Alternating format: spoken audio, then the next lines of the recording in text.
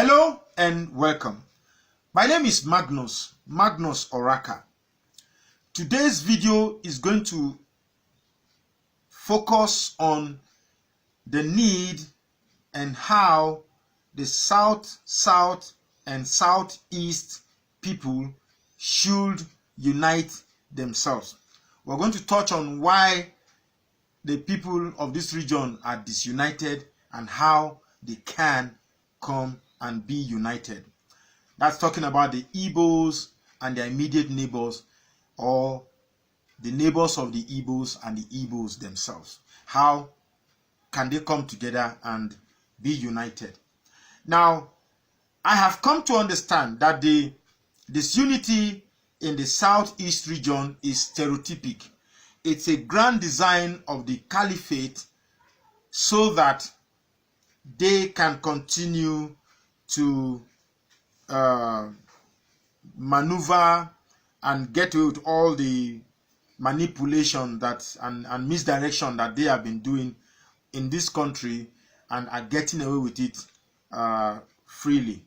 Now let me quickly say here that the day the caliphate sees in truth that the South people and the Southeast people are united and are not divided by any of the caliphate strategy, that day we will sit down as people wrongly put in a country to talk the truth and say the truth to ourselves. So let's go into the video. Now, the first strategy of the caliphate that they have used to divide the people of the Southeast region is the problem of identity.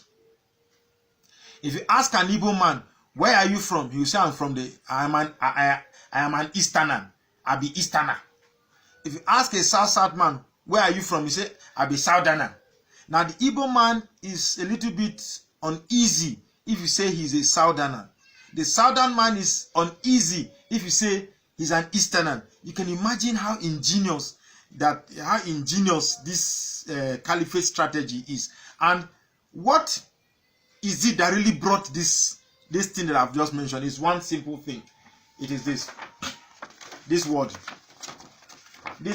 South. There is no geography or compass where you have this word South. It doesn't exist. But for some fetish reason, some people have agreed that they should be identified like this, South. Now, to tell us that this thing is not real, I'm going to make a critical analogy using a handmade compass to tell us why this is not real. So I don't even want to see it, so I'm going to throw this away. Now, this is a handmade compass. When you are going to describe somebody, the person is either from the northern hemisphere or from the southern hemisphere. Because that's why you have the north and south pole. You don't have the west and east pole. Therefore, you will not have western hemisphere or eastern hemisphere. Usually it is northern hemisphere and southern hemisphere. And might I add here that no one hemisphere is bigger or larger or smaller than another hemisphere. The hemispheres are the same. That is why it is divided by an equator. Equator means means equal. So one hemisphere is equal to another hemisphere. But the north, the caliphate, has sold the falsehood to the rest of Nigerians that they have a larger landmass. So I begin to wonder, how can, if there is a north and there is a south, how can north be larger than south if they are divided by a single equator? It still beats my imagination. My viewers who are geographers can explain this to me, but I know that one hemisphere is the same. But that's not the subject of this video. Now, if you are describing somebody, first, let's say he's from the north. Then you ask, which part of the north? Let's say he's from the northwest, which means he will be occupying the first quadrant. That means he's occupying this region. The same way, you may have somebody who is occupying the northeast. You find out that he will be here, occupying the second quadrant. That means the person occupying this region. Now, That is all with the northern hemisphere. It's the same logic you apply on the northern hemisphere that you apply on the southern hemisphere. So if you come down, you have the South Pole. So it's the same way. Somebody could be in the southwest. That means, by the way, these 2 pointers are the pointers that points where exactly one should be located. So if you say south, then we are in the south, southwest, creating a space that we are talking about this space. So this is the third quadrant. That means people are living within this region. The problem now is when you come to the southeast, you have some very funny descriptions. So you have you should also have the same logic that says people live in the fourth quadrant, which is southeast. That means people occupy this region. Now when you say somebody is living in the south, it means the person, this pointer is showing that it's in the south, and then the person is also in the south, which means the person is not living in any space. It's living in a dot. And logically, that is unrealistic. It is unfathomable. So that is not true. It is not real. So you can see when they describe that you are living in the south, it means you are in the south and in the south. That means creates no space for you. It makes no sense. Why don't we have a place like west-west or north-north or east-east? It's funny that when the caliphate wants to describe themselves, they describe themselves using real compass description, northwest, northeast, and the south too, the Yorubas identify with real compass description, southwest. But you now have south and southeast, and we adopt it. Why should we be united? This is a strategy specifically designed by the caliphate through General Babangida to divide us, and we accepted it and we are divided. So let us jettison the idea and description of South and adopt the region that we ordinarily should be identified with, and that is southeast. I hope I have spelled that. So every Igbo man is a southerner, but from the eastern part of the southern part of Nigeria.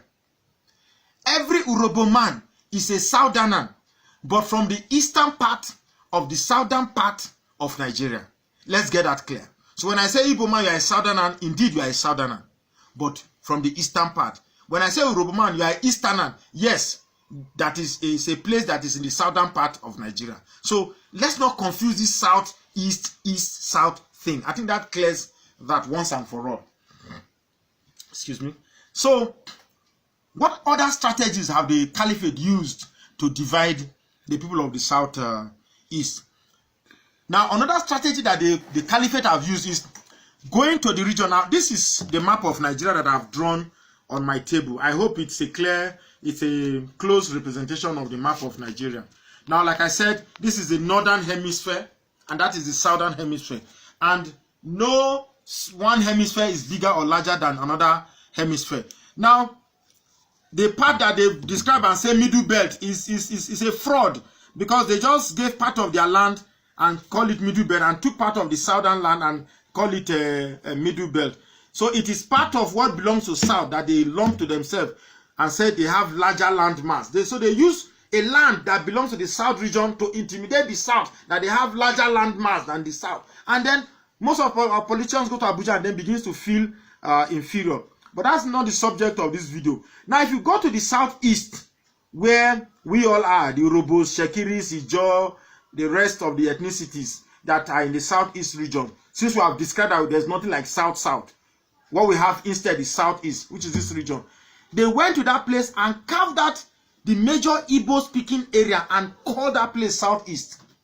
Now, how do you go to a region and carve out a region and give it the name of a whole region?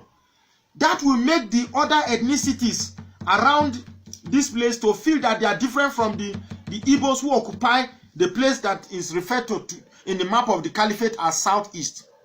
Please, I beg you, my southern brothers, south brothers that are using the caliphate map, you are not southerner. You are a southeasterner. Same region with the Igbos. Let's not allow this petty division to see ourselves differently. Please, we are not. So, because the Igbos are lumped together in a very small space and are given a description of a region, they too feel that that is what belongs to them. And they too feel somehow different from the rest of the South people. So what I need to do is to clean out this description and then leave the place blank, because everybody there should now adopt the entire southeast portion that is the same as what the northeast describe themselves, or the northwest describe themselves, or the southwest describes themselves. So that is the second strategy that the caliphate are using to divide us. You get me? Now the other division that I've also discovered is the lingua franca. If you come to the north, the Hausas or Fulanis are the major tribe in the north, and they've adopted Hausa as the general language of communication in the north. The same thing if you go to the southwest. The Yorubas are the most populous tribe in the southwest, and they have adopted Yoruba as a major language spoken around this region. The Igbos are the most populous tribe in the southeast, but the Igbo language is not the chosen lingua franca, the chosen means of communication in the southeast region. Why is this so? We will come to that in other points, in other points. But when people speak the same language, it tends to create a bond. When a bureau man from Middleburg is speaking Hausa always, there's a tendency that he will feel he's closer to the Hausa man than he is to the Igbo man that he doesn't speak his language. Or the bureau man that speaks the Hausa language every day will feel he's closer to the Hausa man than the Yoruba man that doesn't speak his language. The same thing with other tribes that stay in the southwest. When you tend to speak the language, you tend to have a feeling that you are close to the Yoruba people. So language, it creates bond. So we will come to that, but the fact that we don't have a social means of communication using one adopted language is also a reason why we are also divided. Then the other strategy that the caliphate has also used to divide us is the obnoxious sharing of wealth that they call the 13% derivation for the NDDC, which is the Niger Delta Development Corporation. Now, I am very angry when I hear this figure, that the caliphate will come and take the wealth. It's like coming into your room, I take whatever sales you have made for the day, and I say, okay, this is your share. And I say that what belongs to you. It's funny because it's unrealistic, but the greed of most of the southern elites will not allow them to see that, because they and their families are the only ones enjoying the benefits of the 30% derivation. So telling such people that Nigeria needs to break, Nigeria needs to divide, they are oppressing us, they are cheating us, they will not see any cheating because they are enjoying. They are getting 13% derivation. How do you tell such a man that Nigeria is cheating him, the caliphate is cheating them? He will tell you, I beg, they carry this your wish, they go. I beg, go do your fight alone. You see, he will not listen to you. So that 13% derivation, I want to tell the people of the southeast region, and I want to tell the people of the southeast region that we are supposed to be giving Nigeria derivation and determine what percentage we should give to Nigeria or the caliphate. And not the caliphate taking our wealth and determining what should give us. With all the derivation that we're collecting from the caliphate, the south is still not developed. We still have poor academic institutions. We still have dilapidated road. I was traveling the other day from Benin to the north, and the roads are bad. They are not dual carriageways, and these are old roads that dates back to the time of independence. So I still wonder why we allow ourselves to be cheated, and that is because this will understand the level of our greed and they massage it so that we can always become susceptible to their evil manipulation. Now, the last reason why the southeast is divided is the Igbos themselves. Please, I would want you to follow me carefully. Do not make your conclusions until you get to the end of the video, so that you don't say, this guy, they abuse Igbo man. No. Okay. So now that's one. Now, it is no longer news that the caliphate has disbursed 160 billion to its grand force that we all know as Miyetti Allah. And it is no longer news that the same caliphate are telling us that Miyetti Allah is the same thing as Ohaneze, is the same thing as Afenifere. Can you beat that kind of insult. Known terrorists are now seen as the same thing with established institution, our ancestral culture, and they say we are the same thing as terrorists. Well, that is not the subject of this video. Now, the caliphate's intention or agenda is to occupy the whole of this land and ensure that the rest of this region, it becomes subservient or becomes slaves to it. Now, they seem to achieve that because they have the middle belt. Remember, they said that they will use the middle belt as their willing tool. And by all indication, I think that is actually in play. That is actually in play. And then we have the southwest. Now, without prejudice, I will say the southwest have become one other problem that we have in Nigeria, because they have refused to align their interests for the entire south, that includes the southeast and themselves. As far as they are concerned, whatever is good for the southwest, so long as it is good for them, the rest of the southeast can go to hell. That is how I see the southwest. Because it is preposterous that the only port that Nigeria has is located within the southwest, when the southwest people are not the one that does the import, they are not the one that does the export. The southeast people are the ones that does most of the exports and imports. So what stops ports, the Warri port, Calabar port, and other ports located in the southeast to be opened? Now, they have international airport, the southeast don't have. Now, anytime the caliphate wants to cheat Nigeria, they always seek the assistance of people from the southwest. All they need to do is take whatever they want and give the southwest a share. And most times, because they understand the southwest to be very selfish and self-centered people, they would always massage that discovery or that understanding to get them in line to always be loyal to the caliphate. For instance, a Yoruba man will be happy that they have a vice president, even though the vice president as it is today is of no use to them. So, but then that is not the subject of the point of bringing all this is to see how complicated Nigeria is and why all this complication are. But let's put these players aside. Let's keep these players aside. The key players here are the people of the south and southeast. Remember, we have talked about this south. So because it doesn't exist now, by mere labeling these people south, it has rendered them they've splitted themselves. Now, if I want to elaborate this with this example, you find out that they are divided. Now, when you are divided, you become small in the face of the caliphate towers above you. All I want the people of the southeast to do, the southeast to do, is take away this false label from the south people.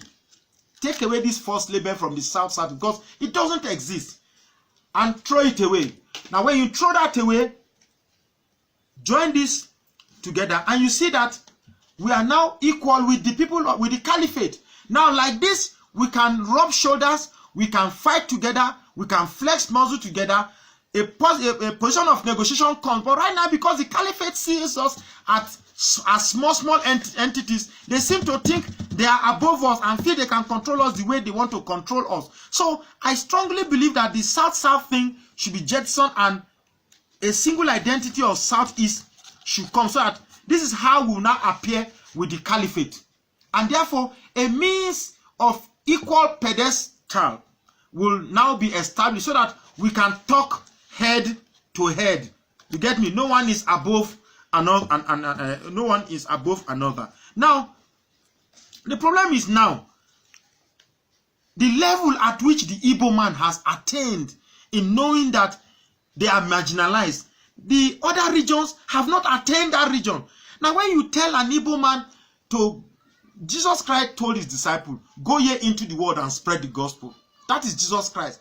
I see no reason why the Igbo man cannot also go into his neighbors and spread the gospel of liberation, the gospel of emancipation, and then the gospel of liberation or secession. But the Igbo man will say, no, I'm not going to go meet them. After all, like the other day I was in a bar. An Igbo guy who owns the bar was telling me that we Igbos, we are the three wise men. We are the most populous. We are the most populous people in the region. They should come and meet us. They should come and join. If they don't want to come and join, they should remain in Nigeria and become slaves. You see, when I see people talk like that, I see pride talking. Now, an Igbo man will say that he is Republican. It is okay. An Igbo man will say he is egalitarian. It is okay. An Igbo man will say he's equalitarian. That means he doesn't want anybody to be above him. After all, I'm a man of myself. I make my money. I feed myself. It is okay. That is when you have an individual project. To be egalitarian or equalitarian or Republican, when it is an individual project, it's fine and okay.